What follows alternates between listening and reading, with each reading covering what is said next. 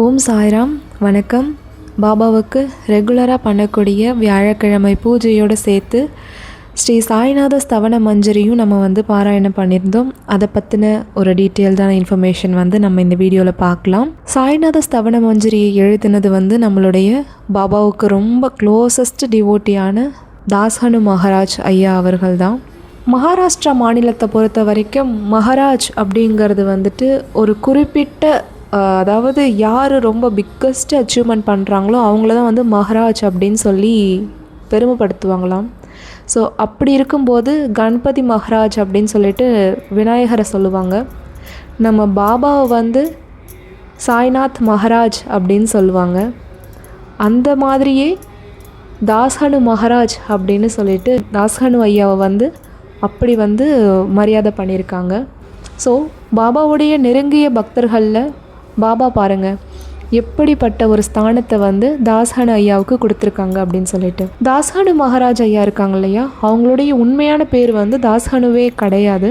உண்மையான பேர் என்ன அப்படின்னா கணபத்ராவ் தத்தாத்ரேய சஹஸ்ரபுத்தே அப்படிங்கிறது தான் தாஸ்ஹனு ஐயாவுடைய உண்மையான பேர். நம்மளுடைய சாய் நம்ம லைஃப்பை டேக் ஓவர் பண்ணிட்டாங்க அப்படின்னா அவங்களுடைய உயரம் அப்படிங்கிறது யாராலையும் தடுத்து நிறுத்த முடியாது. நீங்களே இல்லை நான் போகல அப்படின்னு சொன்னால் கூட அந்த உயரத்தை உங்களை பேச்சை மீறி பாபா எங்கேயோ கொண்டு போய் விட்டுருவாங்க. ஸோ அந்த மாதிரி தான் தாஸ்ஹனு ஐயாவுக்கும் நடந்த சில அவங்களுடைய வாழ்க்கையில் நடக்கக்கூடிய விஷயங்களை பற்றி நம்ம இன்றைக்கி ஷேர் பண்ணிக்கலாம். ஸோ தாஸ்ஹனு ஐயா சின்ன வயசில் பார்த்தீங்க அப்படின்னா பிராமண குடும்பத்தில் தான் இருந்திருக்காரு. ஸோ பிராமணர்கள்னாலே இந்த ஸ்லோகம் படிக்கிறது அந்த மாதிரியான விஷயங்களில் பாடசாலைக்கு போகிறது அப்படி தானே இருப்பாங்க. ஸோ இவர் சின்ன வயசுலேருந்தே அதில் சேர்க்கும்போது அதிலலாம் நாட்டம் இல்லாமல் படிக்காமல் இருப்பாங்களாம். இதை மாதிரி 14 வயசு வரைக்குமே படிப்புலலாம் பெருசாக நாட்டம் இல்லாமல் படிக்காமல் ஜாலியாக ஊர் சுற்றிட்டு அப்படி தான் இருந்திருக்காங்க. அப்புறம் 23 வயசு ஆனதும் அவருக்கு கல்யாணமும் பண்ணி வச்சுருக்காங்க. கல்யாணம் ஆகியும் தாஸ்ஹனு ஐயா எந்த விதமான சேஞ்சஸுமே இல்லையாம், அதே மாதிரி தான் இருந்திருக்காரு. வீட்டில் இருக்கிறவங்களாம் என்ன வேலைக்கு போகாமல் இப்படி இருக்கிறாரே அப்படின்னு சொல்லிட்டு தாஸ்ஹனு மகாராஜ் அவர்களை அவங்க வீட்டில் உள்ளவங்களே தப்பாக பேசியிருக்காங்க. ஸோ அதுக்கப்புறம் வீட்டை விட்டு வெளியில் அவங்களுடைய ஃப்ரெண்டோடைய ஹெல்ப்பால் போலீஸாக ஒரு இடத்துல ஒர்க் பண்ணியிருக்காங்க. அந்த இடத்துல தான் நானா சாஹிப் அவர்களை மீட் பண்ணுவாங்க. மீட் பண்ணினதும் இவருக்கும் நானா சாஹிப்க்கும் நடுவே ஒரு நல்ல பழக்கம் ஏற்படுது. அதுக்கப்புறம் இவங்க 2 பேரும் கிளம்பி முறையாக ஷீரடிக்கு வராங்க. ஷீரடிக்கு பாபாவை பார்க்கும்போதும் பாபா மேலே அவருக்கு அதிகமான ஒரு ஈர்ப்பெல்லாம் அவருக்கு ஏற்படலை. அவருடைய மைண்டில் இருந்ததெல்லாம் ஃபுல்லாக அவர் சம்பாதிக்கணும், வேலைக்கு வேலையிலே அடுத்தடுத்த ஸ்டெப்புக்கு போகணும் அப்படிங்கிறது தான் தாஸ்ஹனு மகாராஜ் ஐயா அவர்களோட மைண்டில் இருந்துச்சு. கூடவே நாடகம் நடிக்கிறது, நாடகத்தில் கதைகள்லாம் எழுதுறது அந்த மாதிரியான ஒரு வழியிலையும் இன்ட்ரெஸ்டடாக இருந்திருக்காங்க. பாபா பல முறை சொல்லியிருக்காங்களாம் தாஸ்ஹனு ஐயா அவர்கள்கிட்ட, இந்த வேலையெல்லாம் வேணாம் விட்டுடு அப்படின்னு சொல்லிட்டு. ஆனாலும் பாபா பேச்சை மீறி அதே வேலையில் தான் கண்டினியூ பண்ணியிருக்காரு. அப்புறம் அவருடைய வேலையில் நிறைய இன்னல்கள் வந்திருக்கு. இன்னும் சொல்லப்போனால் ஒரு தடவை அவருக்கு உயிருக்கே ஆபத்து அதிலிருந்து பாபா தாஸ்ஹனு மகாராஜ் ஐயாவை மீட்டதாக கூட ஒரு சம்பவம் இருக்குது. ஸோ அப்படி இருக்கும்போது சரி இந்த வேலை வேணாம், பாபா நம்மளுடைய நல்லதுக்கு தான் சொல்கிறாங்க அப்படின்னு அந்த வேலை எல்லாத்தையும் விட்டுட்டு நந்தேத் அப்படிங்கிற ஒரு ஊரில் கீர்த்தனைகள் பாடுறதுக்கு ஆரம்பிச்சிருக்காங்க. ஸோ படிப்படியாக அவர்களுடைய கீர்த்தனை நிறைய ஊருக்கெல்லாம் பரவணுச்சு. நிறைய இடங்களில் போய் கடவுளை பற்றின கீர்த்தனைகள், பாபாவை பற்றி நிறைய புகழ் பாடல்கள்லாம் பாடியிருக்காங்க. தாஸ்ஹனு மகாராஜ் ஐயா அவர்களுடைய கீர்த்தனைகளை மூலயமா பாபாவை பற்றி தெரிஞ்சுக்கிட்ட நிறைய மக்கள் பாபாவை பார்க்குறதுக்காக சீரடிக்கு வந்தாங்க. நிறைய பேர் நன்மைகள் அடைஞ்சாங்க. இதுக்கெல்லாம் முதற் காரணமாக இருந்தது தாஸ்ஹனு மகாராஜ் ஐயா. அவங்க தான் ஷீரடியிலே கோலாகலமாக கொண்டாடக்கூடிய ராமநவமி திருவிழா அப்படிங்கிறது உருஸ் பண்டிகையோடு இணைஞ்சு கொண்டாடுவாங்க. 3 நாள் சூப்பராக இருக்கும்.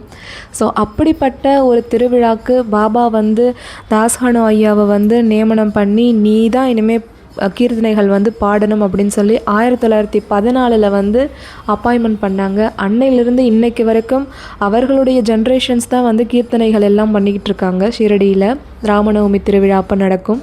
தாஸ்கானு மகாராஜ் ஐயா வந்து நிறைய புக்ஸ் வந்து எழுதியிருக்காங்க. அந்த நிறைய புக்ஸில் வந்துட்டு பாபாவை பற்றி நிறைய சொல்லியிருக்காங்க. அப்படி இருக்கும்போது ஸ்ரீ சாய்நாத ஸ்தவன மஞ்சரி அப்படிங்கிற இந்த ஒரு புனிதமான புக்கை வந்து நான் பாபாவுடைய பக்தர்கள் எல்லாரும் படிக்கணும் அப்படின்னு சொல்லி கேட்டுக்கிறேன். ஏன் அப்படின்னா பாபாவை பற்றி அப்படி வந்து பாபாவை வந்து புகழ்ந்து பேசியிருப்பாங்க. அண்ட் நம்ம வாழ்க்கையில் என்ன லட்சியத்தை அடையணுமோ அதை பற்றின ஒரு கருத்துக்களை வந்து இந்த ஸ்லோகத்தில் வந்து சொல்லியிருப்பாங்க. ரொம்ப சுலபத்தில் படித்து முடிச்சிட முடியும். 164 ஸ்லோகங்கள் மட்டும்தான் இருக்கும். அந்த ஸ்லோகம் அப்படிங்கிறது வந்து ரொம்ப காம்ப்ளிகேட்டடாலாம் இருக்காது. ரொம்ப சிம்பிளாக படிச்சிடலாம். ரொம்ப எளிமையாக, அதுவும் தமிழில் நிறைய புக்ஸ் வந்து இருக்குது.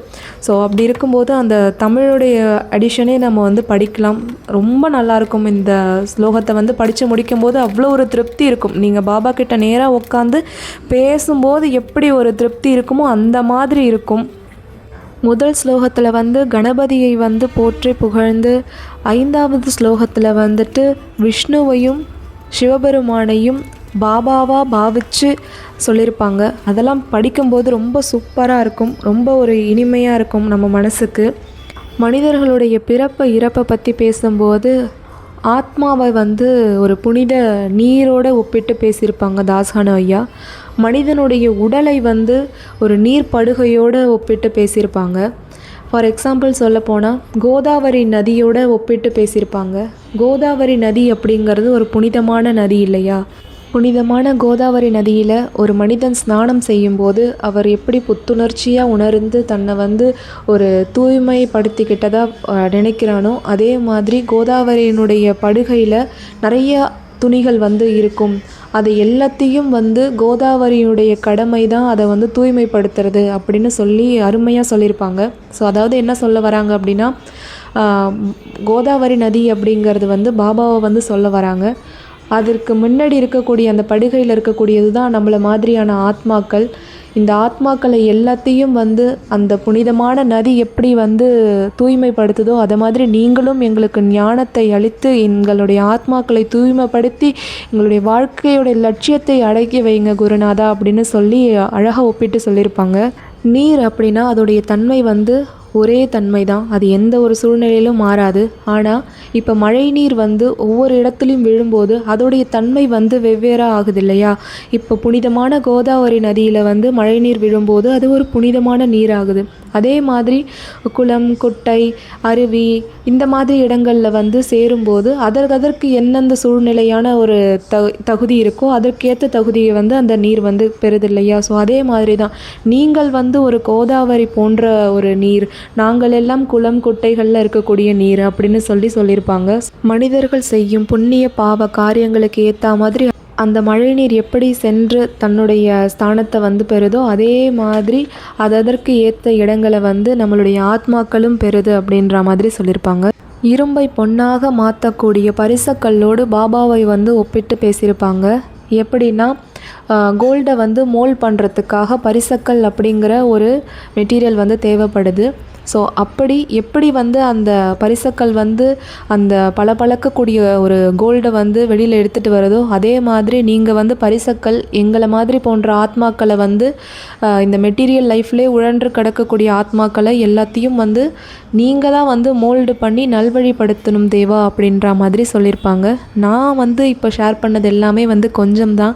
இதை நம்ம படிக்கும்போது நிறைய விஷயங்கள் வந்து நம்மளுக்கு வந்து புரியும். ஸ்ரீ சாய்நாத ஸ்தவன மஞ்சரி அப்படிங்கிற இந்த புனிதமான ஒரு துதியை வந்து நம்ம எப்போ பாராயணம் பண்ணணும் அப்படின்னா தினந்தோறும் பாராயணம் பண்ணணும் அப்படிங்கிறத வந்து தாஸ்கானு மகாராஜ் ஐயா நம்மளுக்கு சொல்கிறாங்க. நம்மளால் முடிஞ்ச வரைக்கும் தினந்தோறும் பாராயணம் பண்ணுறதுல நம்ம ஈடுபடணும். அப்படி நம்மளால் முடியல அப்படின்னா வாரத்தில் ஒரு நாளாவது வியாழக்கிழமை அன்னைக்கு நம்ம பாராயணம் பண்ணலாம். அப்படி வியாழக்கிழமையும் நம்மளால் பண்ண முடியாது அப்படின்னா ஏகாதசி வரும் இல்லையா, மாதத்தில் ஏகாதசி வரும் இல்லையா, ஸோ அந்த நாள் அன்னைக்கு தாஸ்கானு மகாராஜ் ஐயா எழுதிய ஸ்ரீ சாய்நாத ஸ்தவன மஞ்சரியை நம்ம பாராயணம் பண்ணலாம். ஸ்ரீ சாய்நாத ஸ்தவன மஞ்சரி வந்து பாராயணம் பண்ணுறவங்களுக்கு வந்து பாபாவுடைய அருள் வந்து பரிபூர்ணமாக கிடைக்கும் அப்படின்னு சொல்லி நம்பிக்கையோடு வந்து சொல்கிறாரு. இந்த துதியை நம்ம வந்து படிக்கும்போது கொஞ்சம் அளவு கூட நம்பிக்கை குறைவாக படிக்கக்கூடாதான். முழு நம்பிக்கையோட ஆத்மார்த்தமாக வந்து மனசார நம்பிக்கையோட சரண்டர் பண்ணி நம்மளை படிக்கணுமா. இந்த துதியை வந்து மீண்டும் மீண்டும் நம்ம பாராயணம் பண்ணும்போது மந்த புத்தி உள்ளவர்கள் வந்து அறிவுடையவர்களாக மாறுவாங்களாம். ஆயுள் பங்கம் உள்ளவர்கள் வந்து பூரணமான ஆயுளை பெறுவார்கள் அப்படின்னு சொல்கிறாங்க. தனத்தில் குறைவு உடையவர்கள் இருந்தால் தனத்தை பெறுவார்கள் அப்படின்னு சொல்கிறாங்க. குழந்தை பாக்கியம் இல்லாதவர்கள் குழந்தை பாக்கியம் பெறுவார்கள். தீராத நோய் உள்ளவர்கள் நோய் நீங்கும் குணம் பெறுவார்கள்.